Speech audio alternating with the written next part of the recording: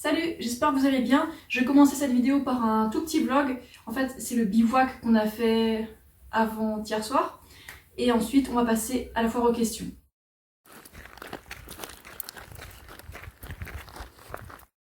Ça y est, on est enfin en train de camper. Là, il est 8h40.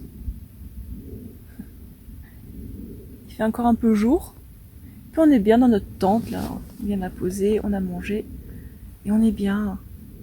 Le silence, tout ça. Bon, je vais pas filmer trop longtemps, on va profiter un peu.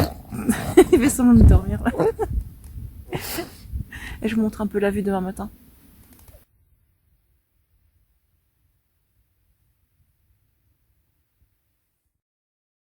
Bon, il est 6h, on va lever le camp.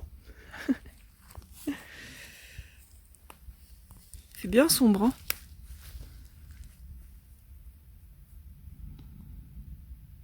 La vue qu'on a à 6h du matin, là on vient de démonter le camp en 5 minutes. C'est magnifique. Le soleil n'est même pas encore levé, mais ça va pas tarder.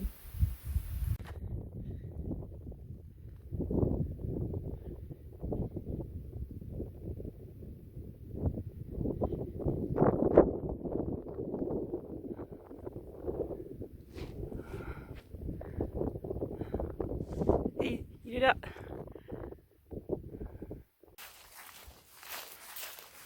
And you're talking the Empire State Building of success here. C'était une super chouette expérience. Je pense qu'on fera des trucs encore mieux l'an prochain avec une tente plus légère et puis un peu plus d'expérience. Alors maintenant, on va passer aux questions que vous m'avez posées sur YouTube récemment. Alors en particulier sous la dernière mini foire aux questions. Alors je vais les passer en revue et puis... Alors... Quelqu'un qui me demande « Salut Pauline, où est-ce que tu trouves les Magnum vegan s'il te plaît ?» Merci. En fait, je les trouve à mon Super E local. En fait, j'aurais fait la demande au service client pour qu'ils en vendent. Et puis, ils ont accepté au bout de, je sais pas, 2 ou 3 semaines maxi. Donc, c'est super cool. Mais sinon, on les trouve dans d'autres endroits, hein. Il y a d'autres grandes enseignes qui les proposent, hein. Essayez de demander, hein. Et sinon, les Ben & Jerry's, on les trouve aussi au champ qui est pas trop loin. Enfin, il suffit de chercher. Il y a aussi Monoprix qui vend pas mal de choses comme ça. Mais... En fait, j'ai l'impression que toutes les enseignes s'y mettent parce qu'ils veulent aussi leur part du gâteau. Donc c'est très bien. Alors, la vue plongeante sur ton décolletage, c'était prévu? Tu as revisionné avant quand même? Ah oui, parce qu'on voyait ma poitrine d'un peu plus près à un moment quand j'ai bougé la caméra. Ah, il y en a vraiment qui sont obsédés, hein. Est-ce que c'est important? Non, on s'en fout vu qu'on n'a même pas vu mes tétons, donc bref, on s'en fout. Alors, les questions que j'ai pas répondu. Ah oui, il y a quelqu'un qui me dit « Coucou, si t'as envie, serait-il possible de faire un peu plus de vidéos sur tes repas et comment tu les prépares, etc. Sinon, est-ce que tu peux nous dire quels différents plats tu fais, genre recettes, quand tu manges pommes de terre ?» Parce que j'avoue, j'essaie de manger sans gras, mais j'ai l'habitude de tout cuire dans un peu d'huile, alors j'ai un peu de mal à trouver des idées pour faire à manger sans huile, à part quelques plats. Mais bon, au quotidien, des trucs simples comme tu fais pour donner des idées. Pour changer, ce serait cool, merci. Ouais. Bah en fait, j'ai pas de poêle, donc du coup, je parle pas de ces poêles-là, hein. J'ai pas de poêle à frire. Donc du coup, en fait, c'est un choix, hein. C'est un choix que j'ai pas de poêle. Je peux pas faire frire quoi que ce soit, sauf peut-être des crêpes, mais bon, ça je verrai par la suite, parce qu'on peut faire des crêpes sans huile aussi, hein. Bref, quand je cuisine d'habitude, tout le temps en fait, bah, j'utilise juste une grande casserole et je cuis dans l'eau. On a aussi un four. Mais en général, je cuis tout dans la casserole, dans l'eau. Donc pas à la vapeur, juste comme ça, directement dans l'eau. Donc que ce soit les pommes de terre, les carottes, les épinards, les pâtes, en fait, tout, quoi. Les seules rares choses qu'il faut cuire dans un four, bah, en fait, on utilise un mini four et puis il n'y a pas besoin d'huile, en fait. Si on achète des galettes à burger végétaliens, bah, on les met dans le four et on ne les fait pas frire dans l'huile. Je sais que ça a un goût super quand on fait frire des trucs dans l'huile, mais bon, j'ai pas envie de me retrouver avec trop de graisse dans mes artères, avec tous les problèmes qui vont avec, quoi. Bref. En fait, c'est assez simple hein, de tout faire cuire comme ça, quoi. Bon, si on veut faire cuire des choses à la poêle, il y a aussi un moyen de le faire, mais c'est possible, hein. Juste d'avoir un tout petit fond d'eau ou alors d'autres sortes de liquides. En tout cas, j'ai une formation là-dessus pour ceux que ça intéresse. Et en fait, je me pose même plus la question est-ce que j'utilise de l'huile ou pas, bah non. Hein. Et déjà à l'époque, quand j'étais étudiante et même après, moi j'avais une bouteille d'huile chez moi, mais j'utilisais juste, je mettais quelques gouttes dans l'eau des pâtes parce que pour éviter que ça colle, mais en fait c'est inutile. Même ça, il n'y a pas besoin, donc on est tranquille. Donc on voyait tout un plat dans mes assiettes. C'est simple, c'est cuit à l'eau a priori quoi. C'est vrai que je pourrais montrer un peu plus la procédure, mais bon j'ai déjà fait tellement de vidéos où je montre vraiment ce que je mange. Mais oui, je comprends que tu as envie de voir comment je prépare ça, donc ouais, ok, c'est noté, je note l'idée. Montrer la procédure. Alors j'avais parlé des sources d'oméga 3, que les graines et les noix c'était pas super. Il y a Julot comme d'habitude qui a relevé un point intéressant. Il a bien dit que pour les oméga 3, il y a les noix de Grenoble qui sont une exception, qui ont un bon ratio oméga 3, oméga 6. Sinon toutes les autres c'est un peu caca. Bon, il y a aussi les graines de lin, les graines de chia qui sont pas mal, mais en fait si je les oméga 3 comme j'ai dit avant, je compte pas sur les graines et les noix pour ça quoi. Ouais. C'est vrai que les noix de Grenoble c'est un truc qui est bien local, donc bon c'est quand même largement préférable de manger des noix entières que des huiles quoi. Bon. Les noix c'est pas mon truc, je trouve ça pas de goût, et je me répète. Mais bon, en petite quantité par-dessus un plat, oui, pourquoi pas. Hein. Il n'y a pas que ma solution, chacun aussi ses préférences. Alors, j'adore tes cheveux, ça te va à merveille, merci. Ah, ils poussent maintenant. Hein.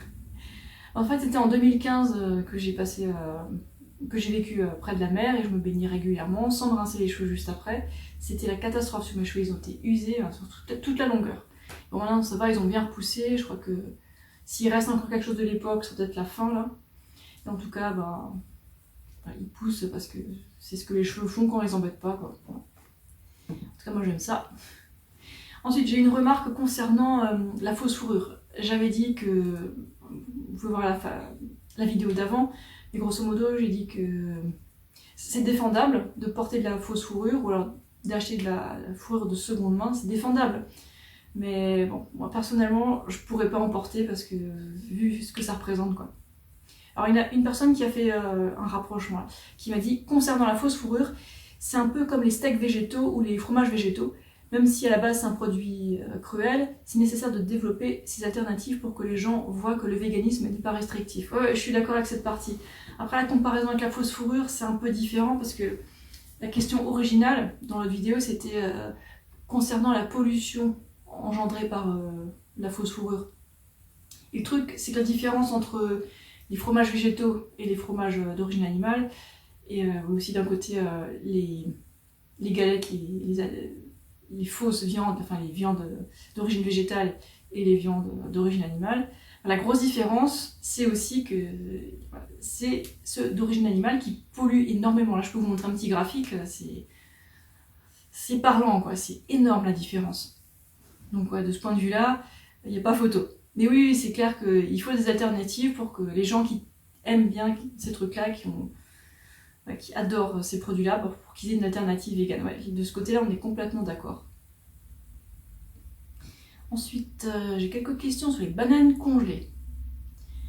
Quelqu'un qui me dit « Je n'ai jamais pensé à congeler mes bananes, du coup je suis curieuse.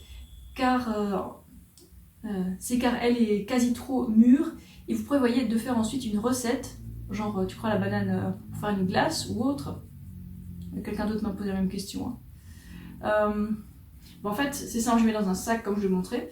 Et ensuite, le jour où j'ai envie de me faire une glace à la banane, en fait, je les sors, elles sont déjà pelées. Hein, et je les mets dans le blender, enfin un blender assez puissant quand même, hein, sinon ça va galérer. Ou un mixeur plongeant, ça marche aussi pour la mixer et faire une super glace à la banane, sans rien rajouter dedans. C'est déjà tellement de goût. Ou alors, autre solution, c'est pour ceux qui ont un extracteur de jus, et utiliser le filtre plat, celui qui fait pas de jus en fait, celui qui juste écrase. Et ça fait des super glaces à la banane, de faire comme ça. Ouais. J'ai aussi essayé de faire des glaces à la banane avec d'autres choses dedans, genre d'autres fruits frais ou congelés mélangés avec. Ça marche aussi, hein. C'est selon les goûts. Quoi. Et ce qui est génial avec les glaces à la banane, c'est que ça se prépare méga vite. C'est pauvre en graisse et puis c'est super bon. Donc un parfait goûter quoi, quand il fait chaud.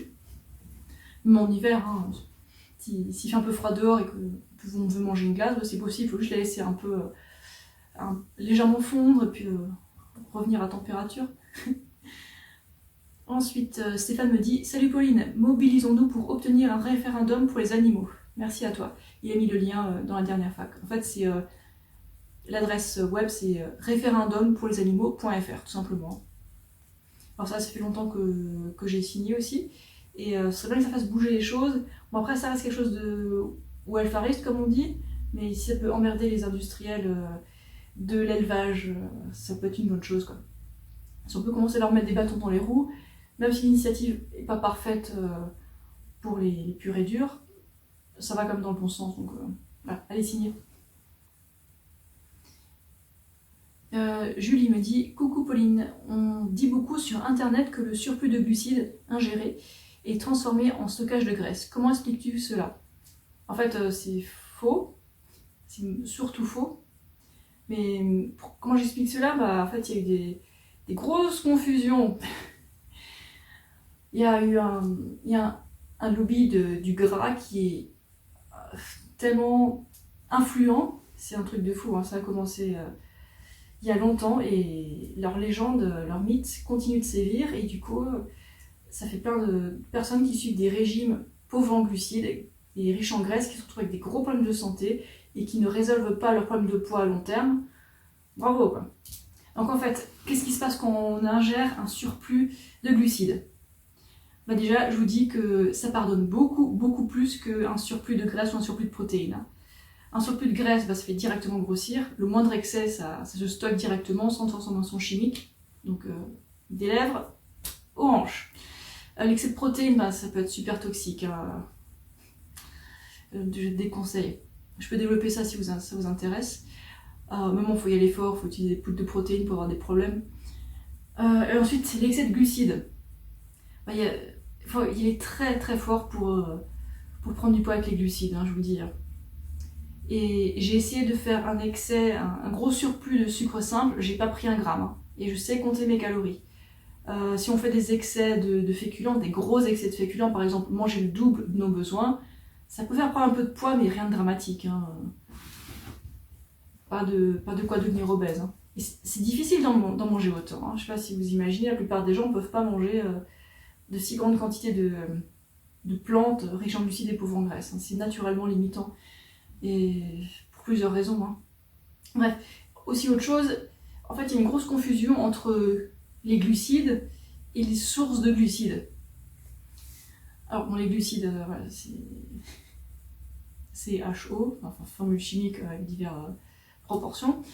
Et en fait, les aliments les plus purs en glucides, on va dire, si on compte les macronutriments, il y a les pommes de terre qui sont super riches en glucides, le taux de graisse et de protéines est super bas, les pommes aussi par exemple, les dattes aussi, et encore beaucoup d'autres plantes, je ne pourrais pas commencer à faire la liste, ce serait ridicule, mais bon, il y a ça d'un côté, ceux qui sont vraiment riches en glucides et super pauvres en graisse et en protéines, et de l'autre côté, ceux qu'on assimile aux glucides, qui sont en fait des desserts gras.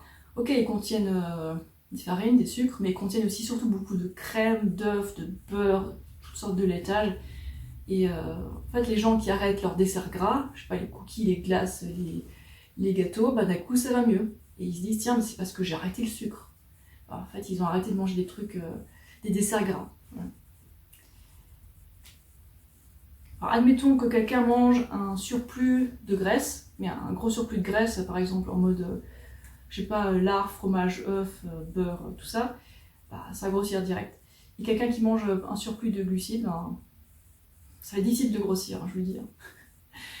J'ai fait le test avec les sucres simples, impossible de grossir. Et quand je mange vraiment beaucoup de, je sais pas, de féculents, de céréales, prendre un peu de poids, mais c'est tellement léger, hein, ça ne me dérange pas, quoi. Les glucides pardonnent beaucoup plus que les graisses et les protéines. Alors, pourquoi ? Ça c'est encore tout un sujet, bon, je vais faire en cours. Bon, grosso modo, quand il y a un excès de glucides dans le sang et que notre résistance à l'insuline est basse et notre sensibilité à l'insuline est élevée, ce qui se passe quand on mange peu de graisse, très peu de graisse. Dans ce cas-là, le corps il fait son boulot normalement parce qu'il fonctionne bien et le corps brûle les excès de glucides comme ça, hein. Il n'aime pas les convertir. Alors ce qui se passe, ça peut finir en génération de chaleur, la thermogénèse, quand il y a trop de glucides, ou alors ça peut aller dans les urines, mais c'est juste momentané, hein, c'est pas c'est pas chronique. Hein. Et encore troisième solution, ah oui, enfin c'est la première solution, c'est de stocker des glucides sous forme de glycogène dans les muscles et le foie. Et une fois que les réserves sont pleines, bon ok, ça peut être gaspillé, et il y a une petite partie qui peut être convertie en graisse, mais c'est minime. S'il y a obésité ou surpoids, il faut regarder ailleurs, hein, c'est pas la photoglucide. Voilà. Donc ne croyez pas tout ça, et puis testez par vous-même. Testez l'alimentation riche en glucides pauvres en graisse, et puis vous verrez, c'est pas aussi simple qu'un comptage strict des calories. Ouais. Voilà. Alors ensuite, une question de Patrick. Bonjour Pauline, je suis un gros consommateur de pain par gourmandise. Est-ce que c'est si mauvais pour la santé? En fait, moi je mange du pain assez souvent en fait, et ça va. Le pain a mauvaise réputation parce que c'est une source de glucides, et pourtant le pain c'est la base de beaucoup de cultures, et puis les problèmes d'obésité, les problèmes cardiovasculaires, tout ça c'est assez récent. C'est que quand le lobby de l'élevage a commencé à être puissant, à vendre beaucoup de produits d'origine animale dans des proportions qui n'ont jamais été vues auparavant. Quoi. Donc bref, le pain, c'est pas le problème. Le problème, c'est ce qu'on met sur le pain. Même problème avec les pâtes. Hein. Les pâtes ne sont pas le problème, c'est ce qu'on met sur les pâtes qui peut poser problème. C'est-à-dire quoi? Le fromage, le beurre, le bacon, je sais pas ce que j'en rajoute, mais... Et si on ajoute de la confiture sur le pain, c'est quand même vachement mieux que de faire ça, vachement mieux que d'ajouter du gras, quoi. Alors je dis pas que je mange jamais de trucs gras, mais je limite. En fait, quand je mange un truc gras, je mange une portion, et c'est tout. Je m'assure bien d'avoir mangé assez de glucides avant de manger un truc gras, quoi. Voilà, je limite. Ensuite, pose une question sur les bananes. Sinon, les bananes au congélateur, je me demande si le goût reste le même. Non, ça n'a pas le goût d'une banane fraîche, ça a le goût d'une glace à la banane, c'est différent, les saveurs sont différentes, il faut goûter pour comprendre. Je ne sais pas comment expliquer le goût d'une banane congelée sous forme de glace.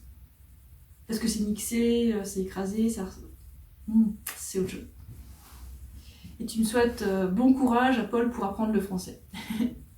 Cool. Voilà.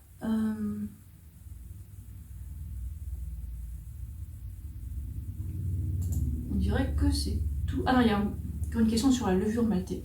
Elena me demande, bonjour, que penses-tu de la levure maltée? Ok. Alors, Julio a fait une super bonne réponse, donc je la reprends directement au lieu de partir dans tous les sens. Donc il dit... Ah non, il répondait à une question sur la levure de bière, mais bon, c'est comparable. Donc il dit, c'est la même que la levure de boulanger ou la levure alimentaire qu'on trouve dans tous les produits de boulangerie-pâtisserie, ou presque. Peu calorique, surtout vu les quantités consommées. Hein. Donc 10 grammes max, ce qui fait 50 kilocalories. Hein. Bon, c'est riche en vitamines du groupe B. Alors il y a une page qui en parle, qui donne plus d'infos là-dessus. Hein. C'est nutritionfacts.org point d'interrogation S égale yeast, donc ce qui veut dire levure en anglais. Et là ça devient intéressant. Il dit méfiance particulière pour ceux qui ont des problèmes auto-immunes, en particulier Crohn, et possiblement d'autres, mais beaucoup moins étudiés, car le corps réagit violemment envers ce champignon, ce qui crée des lésions tissulaires au moins. Voilà, donc attention pour certaines personnes. Et il y a un lien qu'il a mis, donc c'est nutritionfacts.org/video/is-video-yeast-healthy-for-everyone. Voilà. Donc il dit, si on en consomme, je recommande tout de même la modération. Il semble que le corps humain traite ce champignon unicellulaire, Saccharomyces cerevisiae, avec une réponse immunitaire de rejet quand ingéré en quantité significative. C'est pour cela que c'est un composant des vaccins, ce qui n'est pas rassurant pour ma part quand on connaît la mixture toxique qu'ils contiennent. Donc oui, la levure alimentaire c'est cool, sauf pour certaines personnes qui ont des problèmes auto-immunes, et voilà, doucement avec les doses, quoi. Mais c'est bien. L'avantage de la levure alimentaire, la levure maltée, c'est que ça peut remplacer le goût du fromage par-dessus des pâtes, ça peut remplacer le goût du parmesan par exemple, donc c'est cool. Voilà. Que j'ai fait le tour, je crois. Ouais. Ok, c'est tout pour aujourd'hui et je crois que je vais préparer une autre vidéo avec des repas comme d'habitude et puis répondre à vos questions. Donc si vous avez encore des questions, pas forcément alimentaires, hein, vous pouvez les poser là-dessous. Allez, je vous retrouve très bientôt pour une autre vidéo. Passez une bonne journée, une bonne soirée. Ciao!